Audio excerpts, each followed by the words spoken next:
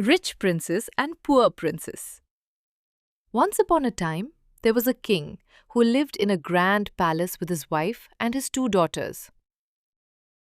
One day, misfortune struck and he lost everything he owned. A wealthy merchant had cunningly deceived him and taken his palace, his fortune, and all his possessions. With a heavy heart, he told his family the truth. We can no longer stay here. We must move to a small house in the village and work for our living. Though heartbroken, the family gathered their strength and packed their belongings. Leaving the palace was one of the most painful moments of their lives. The king had only a small amount of money left, so he bought a humble house in the village. The sisters felt as though their identities had changed. They were no longer princesses, they were now ordinary girls.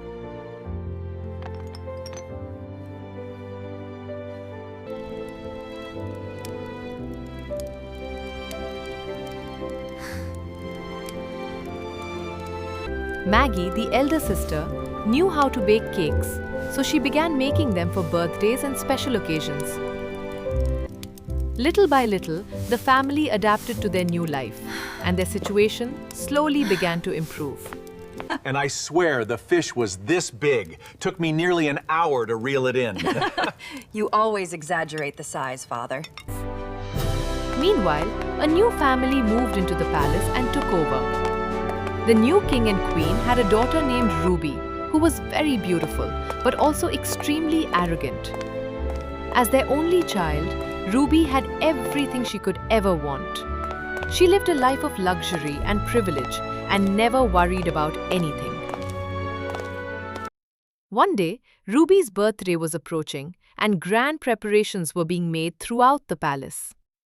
However, Ruby's mother was not pleased with the selection of cakes prepared for the celebration.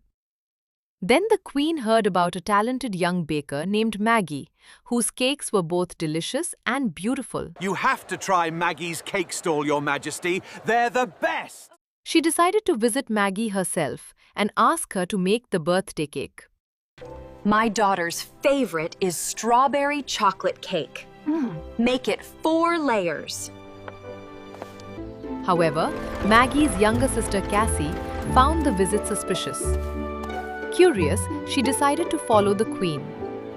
To her surprise, she saw the queen heading straight to the palace that had once belonged to their family. Filled with anger and resentment, she returned home and decided to take revenge. Secretly, Cassie replaced the sugar with salt. Unaware of the switch, Maggie used it while baking the cake. Later that afternoon, a servant arrived to collect the order, and Maggie handed over the cake with an innocent smile. That evening, Ruby's birthday was celebrated with great luxury. The palace was filled with guests, music, and laughter. But when Ruby took the first bite of the cake, her expression immediately changed. She spat it out and burst into rage. The celebration came to a sudden halt, and the joyful atmosphere vanished. Furious, Ruby and her mother rushed to Maggie's house.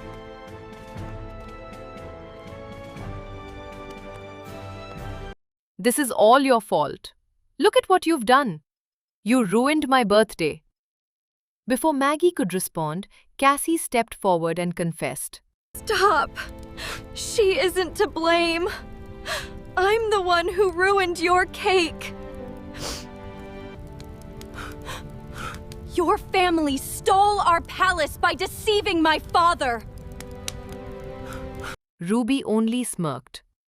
"Oh, you poor thing, but I must say that humble little life suits you perfectly."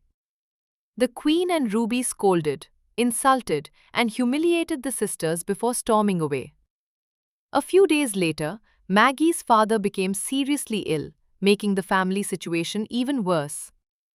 Cake orders began to decrease, and money became scarce. The entire burden of supporting the household fell on Maggie's shoulders. The responsibility weighed heavily on her, but she remained strong for her family.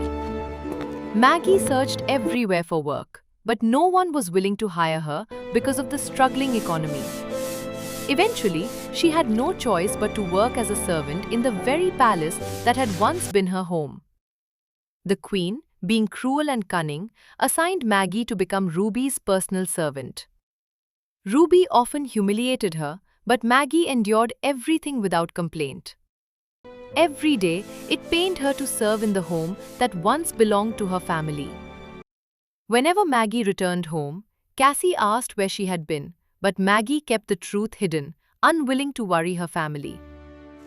One day, a prince from a neighboring kingdom visited the palace. To his surprise, he discovered that a new family now ruled there.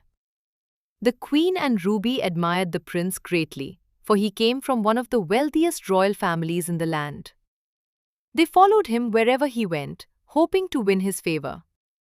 As he walked through the palace, he noticed Maggie.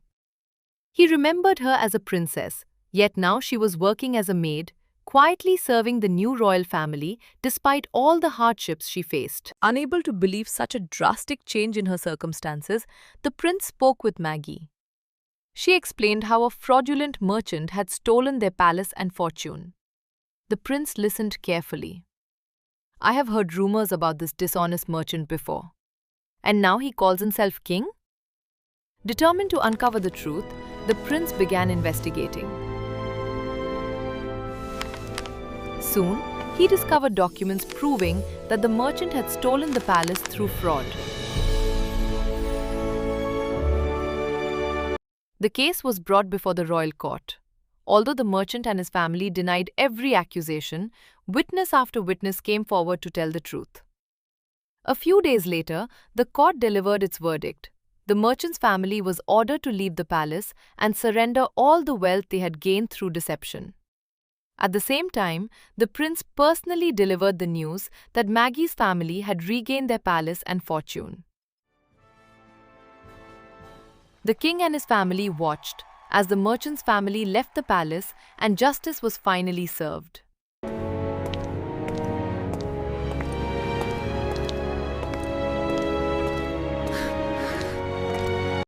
The family returned to their rightful home, overwhelmed with gratitude and happiness. As the days passed, the prince and Maggie grew fond of one another. Their friendship soon blossomed into love. Before long, the prince asked for Maggie's hand in marriage, and she joyfully accepted.